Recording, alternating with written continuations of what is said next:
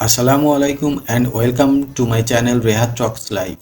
আর আমি আপনাদের সাথে আছি তাহের। আজকের ভিডিওটা তাদের জন্য যারা ভারতবর্ষের মুসলমানদের বর্তমান অবস্থা জানতে চান। তাই যারা এই বিষয়ে জানতে আগ্রহী নন তাদেরকে অনুরোধ করব ভিডিও ছেড়ে চলে যেতে। আর যারা আগ্রহী তাদেরকে অনুরোধ করব ভিডিওটা শেষ পর্যন্ত দেখবেন, কারণ পুরো না দেখলে আসল বা মূল তথ্য হয়তো বাদ চলে যেতে পারে। আমি সেই সম্প্রদায়ের প্রতিনিধি বা একজন যাকে পোশাক দেখে চেনা যায়। অবশ্য সবাই যে পোশাক দেখে চিনতে পারবেন তা সম্ভব না, কারণ তার জন্য দক্ষ দৃষ্টিপাত দরকার, যা কেবলমাত্র বিশেষ বিশেষ ব্যক্তিদের কাছে আছে। নিশ্চয়ই বুঝতে পারছেন আমি মুসলিম সম্প্রদায়ের জনগণের কথা বলছি। टीवी पे उनके जो दृश्य आ रहे हैं ये आग लगाने वाले कौन है उनके कपड़ों से ही पता चल जाता। ভারতে এই সম্প্রদায়ের মানুষদের রাজনৈতিক প্রতিপত্তি কেমন, এই সম্প্রদায় মানুষদের সামাজিক অবস্থান কি, অর্থনৈতিকভাবে কতটা শক্তিশালী না দুর্বল, শিক্ষায় তাদের অবস্থান কি এবং কর্মক্ষেত্রে বা তাদের অবস্থান কি এখন, অর্থাৎ স্বাধীনতার ৭৬ বছর পরে এসে ভারতের মুসলমানদের অবস্থা নিয়ে আজ ইনশাল্লাহ কিছু বাস্তব প্রমাণ দেব। আপনারা বুঝতে পারবেন দারুণ না করুণ। ট্রাস্ট মি, আপনারা জানেন না এই সম্প্রদায় কোন কোন পরিস্থিতির মধ্যে দিয়ে যাচ্ছে। যদিও গদি মিডিয়ার কল্যাণে আপনারা জানেন যে প্রধানমন্ত্রী সবকা সাথ সবকা বিকাশ করেই চলেছেন, আর ভোটের প্রাককালে সেই খতিয়ান সংবাদের প্রথম সারিতে প্রচারিত হচ্ছে। সত্য হোক বা মিথ্যা হোক, মানুষ তো সেটাই জানছে, আর প্রধানমন্ত্রীর গ্যারান্টি নিয়ে আলোচনাও চলছে। তাই প্রথমে আসি এই সংখ্যালঘু সম্প্রদায়ের রাজনৈতিক প্রভাব ও প্রতিপত্তি নিয়ে। এই সম্প্রদায়ের মানুষ রাজনৈতিক গ্যারান্টি পায়নি বলা চলে। স্বাধীনতার পর থেকে এখনও পর্যন্ত কোনো মুসলিম প্রধানমন্ত্রী হয়নি। তবে রাষ্ট্রপতির আসনে বসেছে বটে, কিন্তু রাষ্ট্রপতি তো মুকুটহীন সম্রাট। খাতায় কলমে তার ক্ষমতা থাকলেও বাস্তবে কতটা আছে তা বলার দরকার হয় না। আর সর্বভারতীয় স্তরে হাতে গোনা কয়েকজন নিধিরাম সর্দার নেতামন্ত্রী ছিল। তবে বর্তমান ক্ষমতাসীন রাজনৈতিক দলে সেই সংখ্যাও শূন্য। রাজনীতির জন্য প্রখর বুদ্ধি, মেধা, শিক্ষা হয়তো এই সম্প্রদায়ের মানুষদের মধ্যে অনুপস্থিত। তবে প্রায় প্রত্যেক দলেরই মদতপুষ্ট লাঠিয়ালেরা আবার এই সম্প্রদায়ের। হয়তো গায়ের শক্তিতে এই সম্প্রদায়ের লোকজন অন্যদের থেকে এগিয়ে।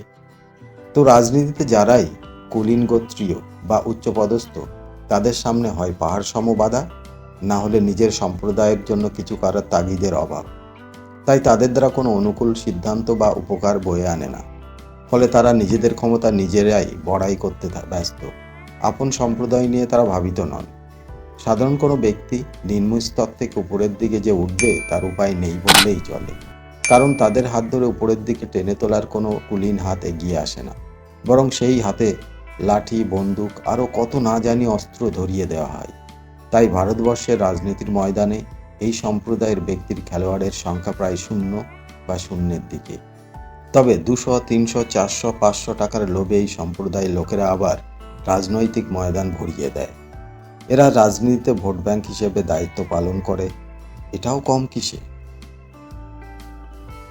এবারে সে সংখ্যালঘু মুসলমানদের সামাজিক অবস্থান নিয়ে।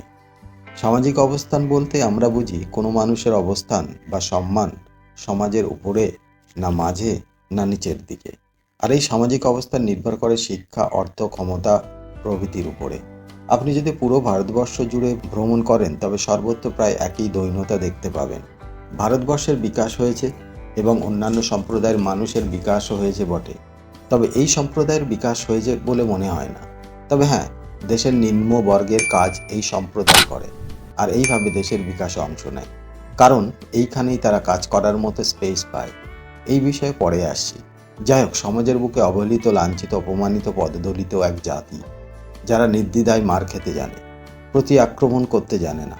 এরা জন্মায়, খেটে খায়, মার খায় আর মরে যায়। প্রতিবাদের ভাষা এদের অজানা।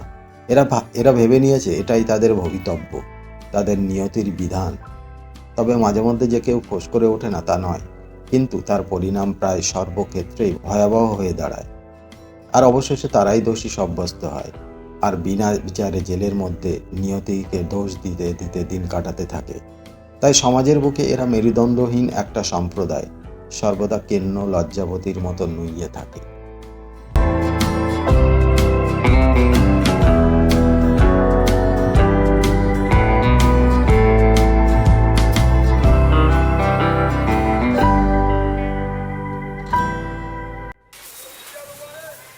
Finding a place to live is not easy in overcrowded Indian cities. But the task can even be more challenging if you happen to be a Muslim. Zishan Kaska remembers the difficulty. এবার আসি ভারতীয় মুসলমানদের অর্থনৈতিক অবস্থা নিয়ে। অর্থ উপার্জন করতে হয়, কেউ পড়ে পায় না। আর অর্থ উপার্জনের জন্য উপায় দরকার হয়, হয় কাজ, না হলে ব্যবসা। নাগরিকের কাজ হলো শিক্ষা অর্জন করা, ডিগ্রি অর্জন করা, আর ক্ষমতাসীন সরকারের কাজ হলো সেই নাগরিকের কাজের ব্যবস্থা করা। কিন্তু বর্তমান সরকারের কাছে কাজের কোনো ফিরিস্তি আছে বলে তো মনে হয় না। সংখ্যালঘু তো দূর কি বাদ, সংখ্যাগুরুদের মধ্যেও এই কাজের হাহাকার।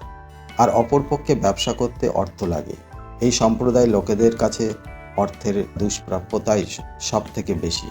তবে সরকার আবার ঋণের ব্যবস্থাও করে রেখেছে, কিন্তু বেশিরভাগ ক্ষেত্রে গ্যারান্টার লাগে। কেউ গ্যারান্টার হতে চায় না, ফলে প্রধানমন্ত্রী গ্যারান্টি থাকা সত্ত্বেও এরা ঋণ পায় না।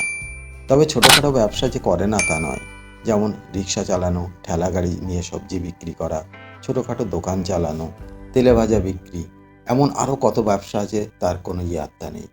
কোনো কাজই যে ছোট নয় তা আমরা জানি, কিন্তু সংখ্যাগুরুর অন্ধভক্তের সংখ্যা দিন দিন যেন বেড়েই চলেছে। তাদের অপপ্রচারের প্রভাবে এরা ঠিকমতো ব্যবসা করতে পারে না, উপরন্তু তাদের কাছে হেনস্থা হতে হয়। কখনো কখনো আবার বেদম প্রহারও জোটে।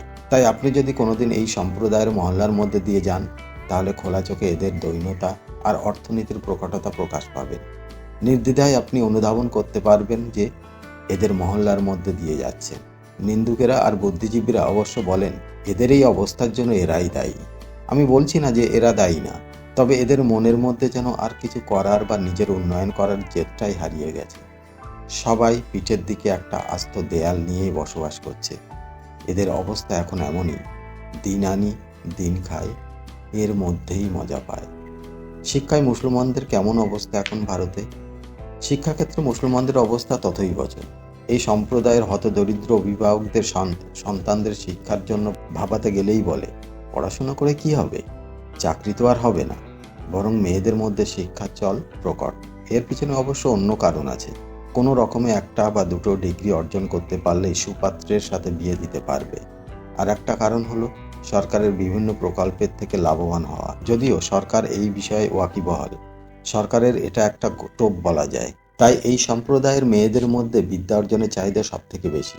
বলা যায় জ্ঞানের থেকে ডিগ্রির প্রয়োজন বেশি। আর ছেলেদের একটা বৃহৎ অংশ শৈশবকাল থেকে বিভিন্ন হাতের কাজ শিখতে শুরু করে। যদিও শিশুশ্রম বেআইনি, কিন্তু মানে কি, আইন আছে আইনের মতো, কাগজে, খাতা আর কলমে। আর যাদের জন্য আইন তারা চলে তাদের মতন। অভিভাবকরা মনে করে তাদের শিশু দৈনিক 50 বা 100 টাকা উপার্জন করলেও সংসারে কিছুটা অভাব কমে। ফলে দেখা যায় শিক্ষায় এই সম্প্রদায়ের অন্যান্য সম্প্রদায়ের থেকে বহু যোজন পিছিয়ে। আর এইসব চীনের প্রাচীর সরিয়ে যারা উচ্চতর শিক্ষা লাভ বা ডিগ্রি লাভ করে, তাদের একটা বড় অংশ বেকারত্বের মহিমা পিঠে নিয়ে আজীবন বইতে থাকে। সরকারের অবশ্য সদিচ্ছার অভাব নেই, বিভিন্ন প্রকল্প ও স্কলারশিপের ব্যবস্থা করে রেখেছে। কিন্তু তাতে কি হবে? ওই যে মাথার মধ্যে ঢুকে আছে পড়াশুনো করে আর কি হবে, চাকরি তো আর হবে না।